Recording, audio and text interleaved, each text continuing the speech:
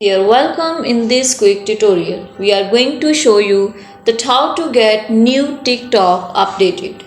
It's super easy and we will make sure you get it right. Just make sure you are logged in and using the latest version. Make sure to watch the complete video and follow each step carefully to avoid forgetting anything and making mistake. Okay, first of all you have to go to your phone's Play Store. Now click open the Play Store and write here TikTok update. If your TikTok is not being updated or some new features are being updated in TikTok, you will see here option of update. My TikTok is updated. I have updated yesterday. That's why my option here occurs is open.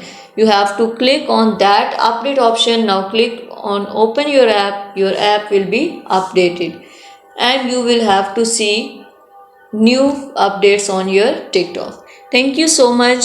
That was all. Please consider showing your support by commenting, liking, sharing, and subscribing to our channel for more valuable content in the future. Your engagement is highly appreciated. I wish you very good luck. Thanks.